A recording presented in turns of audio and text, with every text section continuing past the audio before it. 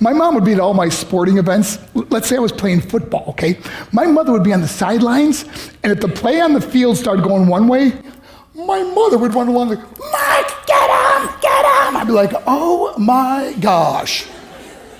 I'd get in the huddle with the other guys, they go, Mark, is that your mother? I go, no, I never saw her before in my life. See, the greatest gift my mother ever gave me, she believed in me. I have overdosed on drugs on 3 occasions where I should have been dead. But I believe I was kept here for a reason. You show me your friends, I will show you your future. How do I know this?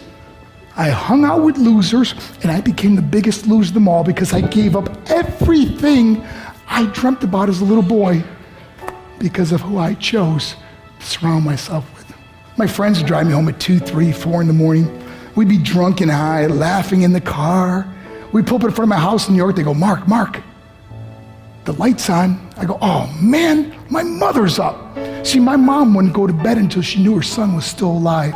I'd walk in, she'd say, hi Mark, how was your night? I go, it was good, Mom, I'm just gonna go to bed. She goes, can I talk to you for a minute? I go, Mom, I'm tired, I'm just gonna go to bed. She goes, Mark, I haven't seen you all day and all night. Can I please talk to you? I said, man, just leave me alone. You bug me. I'd slam my bedroom door on the one person who believed in me. I was on a worldwide tour and we were wrestling overseas in Japan. After my wrestling match, I went upstairs in my hotel room and I fell asleep. There was a knock at my door at 3 o'clock in the morning. I got out of bed and I looked through the safety window and I could see it was a Japanese promoter.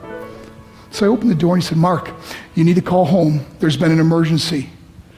I went and got on the hotel room phone. I called back to the United States. I said, hey, what's going on? They said, Mark, I don't know how to tell you this. I said, just tell me what happened. All of a sudden they started crying. They go, Mark, I can't tell you. I said, just say it. They said, Mark, your mother died. I just threw the phone down.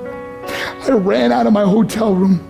I took the elevator to the lobby, and when the doors opened up, I just ran out into the street. I mean, there was no cars, there was no people. It was 3 o'clock in the morning. And I walked down the middle of a street in Hiroshima, Japan, and I remember looking up and just saying, Mom, I am so sorry. I flew home for her funeral, and I was so nervous to walk up to her casket, so I just stood way in the back. And I kept looking from a distance. I kept thinking to myself, Mom, please wake up. Please get up. And then I finally got the nerve to walk up to her. And as I got closer, I could see my mom for the first time. I mean, she was so beautiful. She was dressed in white. I mean, she looked like an angel. And I just stood over and I said, Mom, you are my hero. Everything I am, everything I hope to be was because of you. You loved me so much, you gave me a life. You're the only one that ever believed in me. How did I repay her? By getting drunk, by getting high, by getting stupid, by hanging out with losers? For what? All she ever wanted to do was talk to me. I wish I could talk to you now, Mom. I wish you could see what I'm doing. Why couldn't I have been a better son? We are defined by our choices.